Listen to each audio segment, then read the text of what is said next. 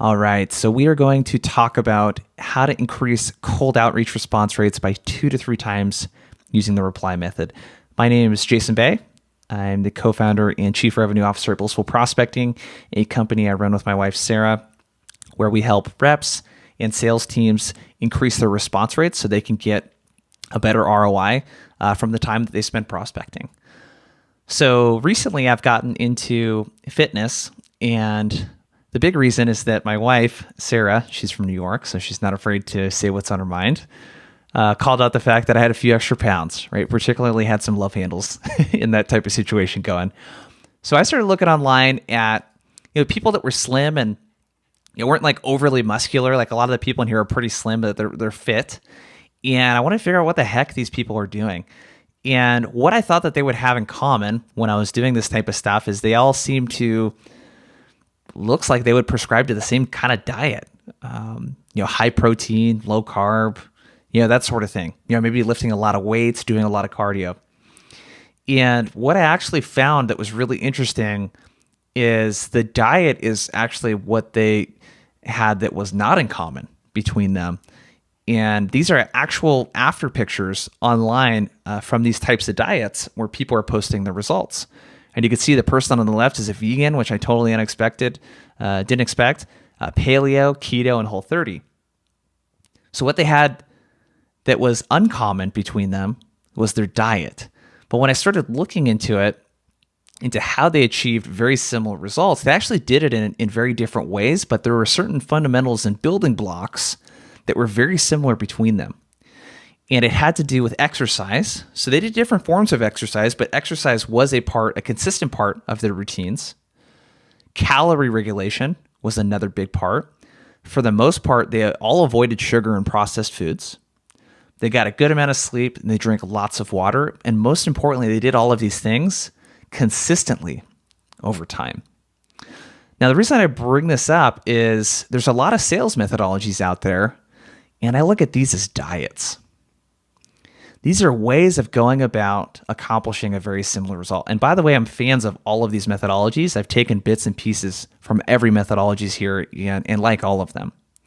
But if I were to show you a picture of 5 reps all crushing quotas, what you wouldn't find in common is their sales methodology, because every one of these sales methodologies has case studies from reps and sales teams crushing quotas.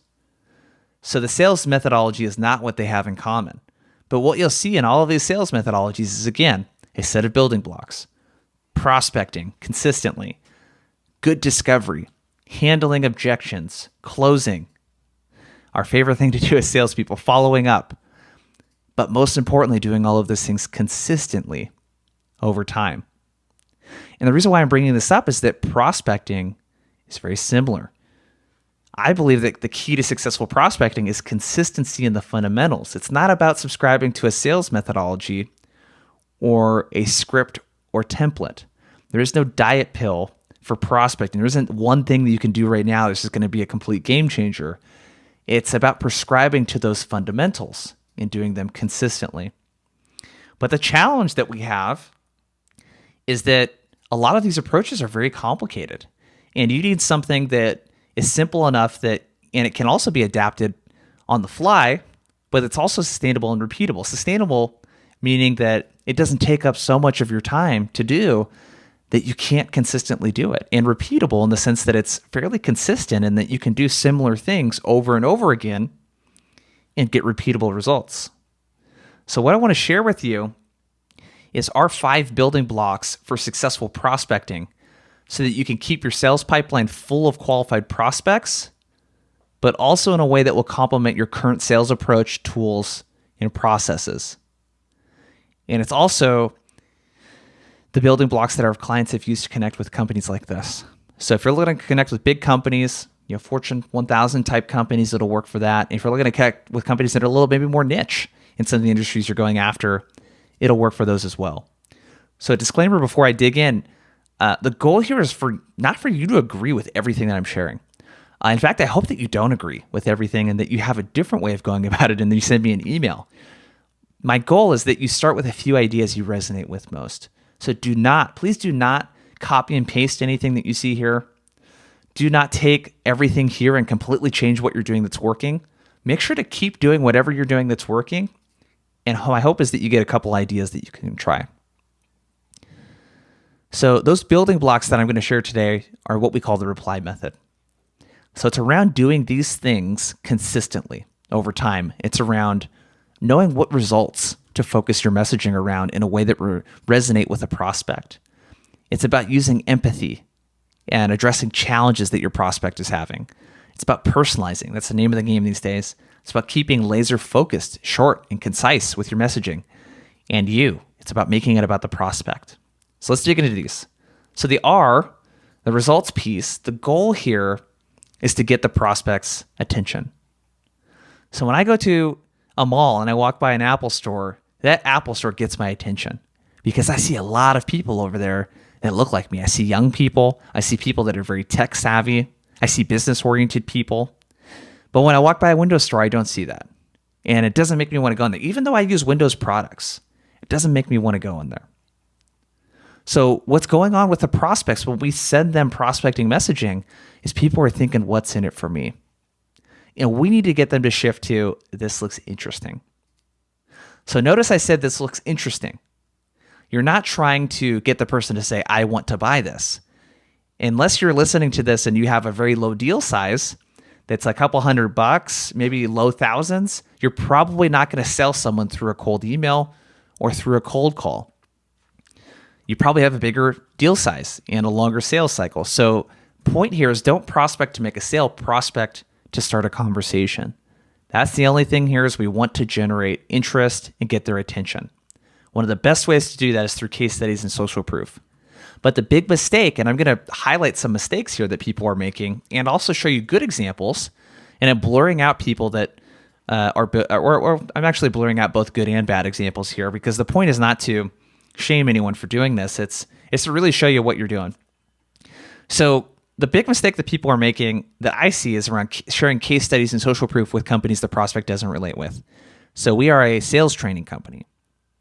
These companies, Google, Spotify, and Uber, are really cool, but I don't relate with them. Completely different type of companies, completely different type of challenges, different industries, etc. What you should do instead is mention companies in a similar industry or that have similar goals. So this is an example of an email we sent to a nonprofit because one of the segments we help is nonprofits that do corporate development and want to connect with other corporations. So prospecting is part of what they do. So the part that's similar here is we're reaching out to this nonprofit, Wounded Warrior Foundation, and we're sending them an email about another nonprofit, Keep Abreast Foundation, that we helped. Very similar nonprofit. We also put companies here that we've helped them partner up with that are also similar to the types of companies that Wounded Warrior Foundation would want to partner with. So we have social proof in here that we've gotten results. It's from recognizable name brands. And then we also share a case study with another nonprofit. So same industry, same sort of needs, etc. They can relate with the type of results. They can look at that case study and say, I want that. So the other big mistake that I see people making is they leave out how they can help the prospect. So this is a software development company that sent an email to one of our clients. And I said, we partner with early stage tech companies to improve existing products and or build out new innovative ideas. Google, Amazon, so throwing out Google again, and others who were once startups are now customers of ours. I'm thinking like, okay, you do software development, but what is the result that you create? If you're reaching out to a company that already does their own software development, how can you help them? How do you make them better at their job? And this person doesn't do a very good job of that. This is a better example of an email for a tool that will work with sales engagement platforms and CRMs. And essentially what it will do is help you identify low-hanging fruit and missed follow-up opportunities. So a lot of times we get emails back from prospects that say follow up in 2 months or follow up next quarter or follow up next year. And then we never follow up with them. This will essentially go through and find out all of those opportunities for you and help your reps generate more pipeline. So the reason why this email works really well is it says we're helping sales teams at companies like Cloudflare and ZipRecruiter. So we're reaching out to companies that are in tech, primarily SaaS, that are relatable with Cloudflare and ZipRecruiter. And we're sharing a result, generating 20 to 30% more pipeline per rep.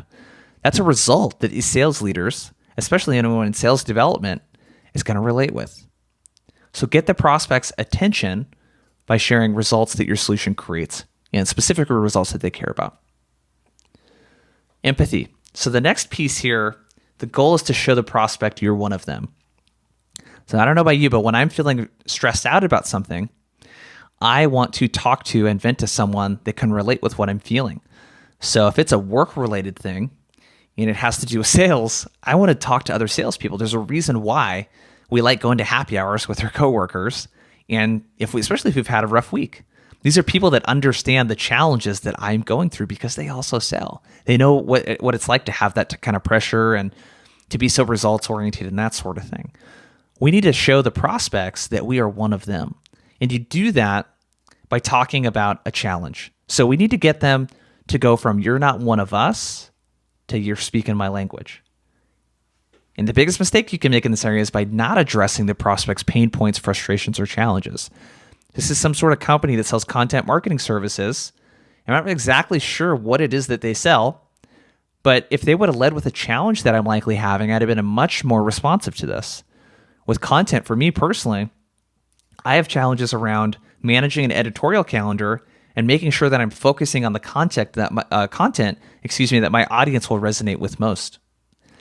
And if he or she had mentioned something like that, I'd be much more likely to respond. So here's a better example of a financial lending broker that wants to connect with more law firms. And these law firms all the time talk about how these big banks aren't accommodating of their small business. And they talk about the fact that it's a headache.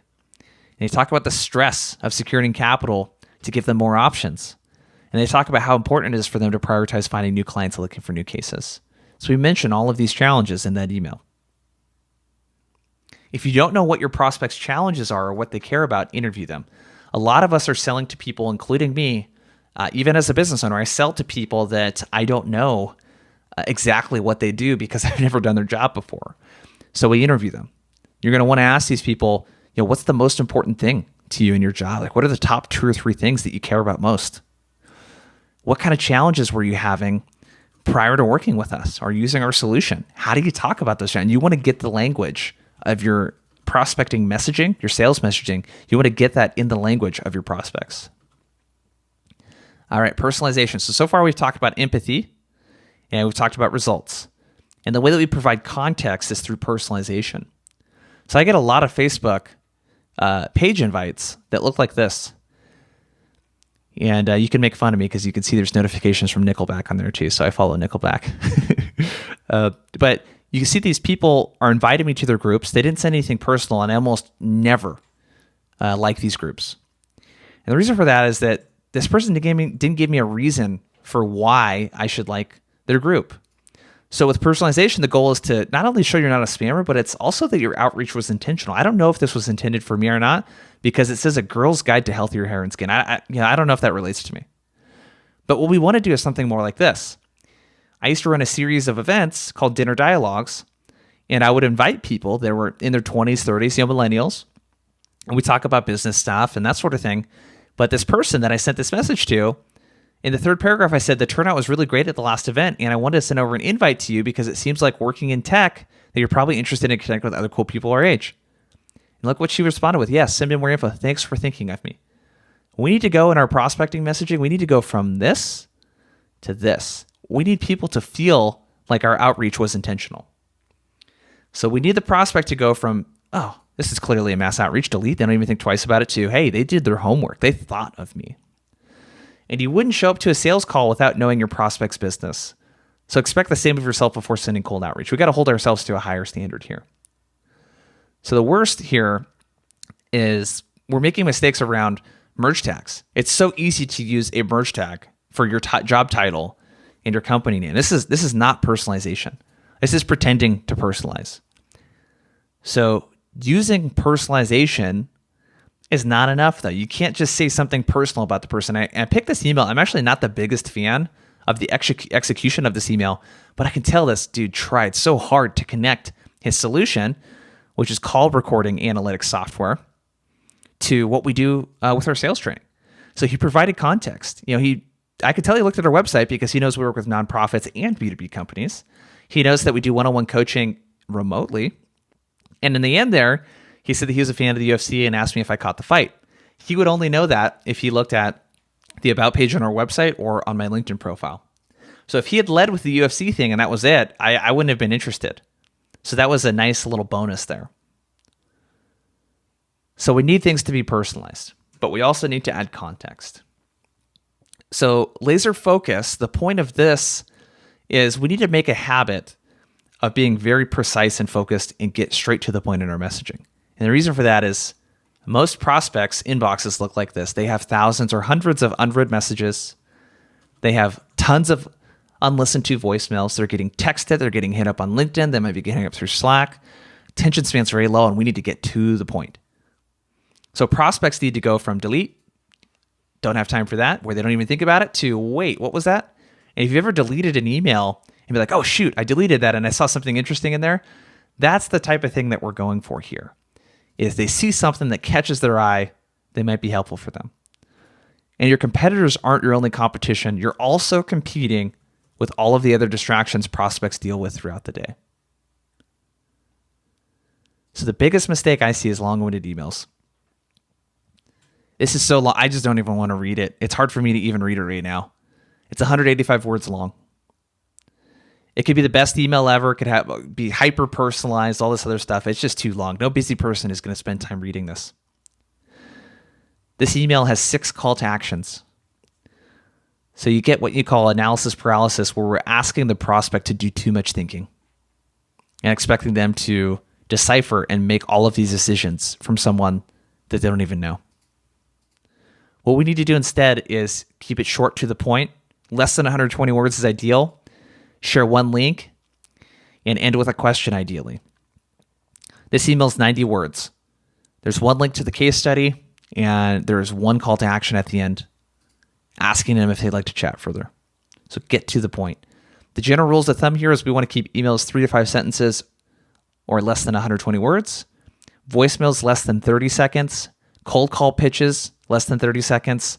And if you're sending personalized videos, make those less than 60 to 90 seconds. And you might be asking, well, hey, Jason, how do I do that? You know, I'm one of those people that sends really long emails. Well, you could do a couple of things. You could read the email out loud to a coworker or your boss. And if it doesn't sound like how you would talk it out in a cold call, match that language as much as possible. And oftentimes we find that'll shorten it up. The other thing too to ask yourself is, hey, is what I'm sharing help the prospect see the results that we can help them create, empathize with them, or provide context through personalization? If it doesn't, just get rid of it. All right, lastly, we have you. The goal of this is to make the prospect the hero. We're sending too much messaging where we make our product or our solution the hero. And the reason why I pick these advertisements is, you know, a lot of us, I had Legos when I was little. And when I see this ad, I think of all the cool stuff that I could be doing with Legos. And it says, look what I built with Lego. The ad is not about how great Lego is or how thousands of kids or millions of kids use Lego or the awards that Lego won. It's about this kid. The other ad campaign I love is this Make Yourself ad campaign from Nike. It's not about the products. It's about helping women make themselves, right? It's about empowering women. It's about the women, not about their fitness products. They make their customers the hero. And we need to do the same thing in our prospecting messaging. So we need to go from, hey, I get it, dude. You think you're really awesome. Because that's what people think when you just say, yeah, we're so great for this and that, and we work with this company too. This could help me. We need to get them to read the messaging or listen to it and be like, that actually might be able to help with a problem that I'm having. So avoid doing stuff like this. Just count the number of times you use the word I or we in the email. This person did it 7 times. And instead, try to use you and your as much as possible. And if we're being really picky in this email, we could even remove that first I. Instead of saying I saw on your website, we could just say saw on your website. Use you and your more times than use I. Make it about the prospect. So here's how we bring it all together. Typically, this messaging comes together through a cadence. So when you're approaching cadences or the sequence of sales activities, we're talking outbound cadences here, is you want to come up with 3 to 4 angles to approach every prospect. The way we do that is we take a result that we can accomplish, so a specific area we might be able to help them with, and then couple that with a challenge. So here's an example cadence. Again, the point is not to copy and paste, this is just an example. So if you're going to send an email and LinkedIn message to start out, you're going to make that about your first value prop. So the first challenge, let's say it's around saving time, around a particular workflow of whatever your product can help with. That message, that email is only going to be focused on that value prop and then the challenge associated with it. You're going to send a follow-up email with content that would help them or support that. And then the phone call you make, the voicemail or the cold call, the messaging is going to follow and be tied to that first value prop. So now you got 4 touches there, and you're repurposing the same messaging for the first 4 touches. And then you're going to go to value prop number 2. Again, you send an email, and then the phone call leading up to that, you're getting 4 touches out of that content. And then value prop number 3. This doesn't have to be customized every time. The part that's going to be customized is the personalization. The results and empathy piece can be repurposed. So the personalization is where you're going to add context to this outreach. So for the most part, I don't want to say it's templated, but you're segmenting your outreach with people that are likely experiencing very similar challenges. So here's what that looks like in a cold email when we apply the reply method. I open with personalization. I then talk about empathy and challenges or frustrations, and then I talk about results, and then I have a call to action. And here's what that looks like in an email. So this is a cold email I wrote to myself that would be ideal if someone had a solution around personalization and cutting down the time for that. So the personalization, heard you on the Sell or Die podcast. What you said about using videos to get the attention of busy prospects really stuck out to me. It's more than just, hey, I heard you on the podcast. Awesome job. It's no, here's what stuck out to me. And then you have the second paragraph, the empathy and results. It's connected to the personalization. Looks like personalization is a key part to your outbound success. One way that, this company, so we mentioned another company that's similar that I would relate with, uses our platform is to cut the research time for personalization in half. Thought it would be helpful for those cool videos you're sending. And then a call to action.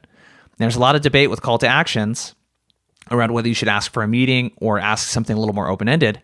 I'm more of the philosophy now that you should be a little more open-ended, especially at the beginning of outreach before you ask for a meeting, but that's something you'll have to test. Cold calls, very similar. So you got your opening lines to whatever method you subscribe to. I'm just going to give you an example here. This is Jason Bay calling from Blissful Prospecting. How have you been? You do the personalization. The reason for my call is that I noticed, so this is the same exact personalization that I would have put in the first email. And then we do the upfront contract. I know I caught you on a cold call here, empathy. But if you give me 30 seconds, I'll do my best to tell you why I'm reaching out, why it might be a good fit to help you at ABC Company, and then you can decide if you want to keep talking. Sound fair? So Sandler style right there with the upfront contract. And then, like I mentioned, the pitch starts out with the personalization. One thing I've been hearing a lot from directors of sales, they've got the empathy piece here. Prospects aren't responding to their reps' outreach and they're looking for more ways to fill their pipeline, scale their team's results. That's the results piece. That's the reply method applied to cold calls. So the big thing here is that we need to not subscribe to a certain methodology, but be a little more broad here and look at what are the fundamentals to your success and what are the building blocks. Focus on those. And my hope, again, is that with the reply method, you found 1 or 2 ideas that work with however you're selling right now. So I'd love to connect with you. Our website is at blissfulprospecting.com. We do one-on-one trainings, we do team trainings, we do consulting as well, with companies that are needing help maybe implementing an outbound process or having challenges with it. So that's where you can check out a little bit more about us. I would love to connect on LinkedIn. We post a lot of content weekly on LinkedIn. Connect with me there. Let me know what you thought of this and if there's any challenges you're having that we might be able to help you out with. And we did put together some special content for you guys at blissfulprospecting.com/saleshacker. And what you're going to find there is a way to subscribe to emails. And once or twice a week, we send out really awesome emails. Reps from companies like Bose and Salesforce subscribe. And really what we try to do is share really helpful tactics and actionable things in those emails that you can use right away to hit your sales pipeline. So thanks for checking out the presentation. Connect with me on LinkedIn, check out some of the stuff, and let us know if there's anything that we can do to support you.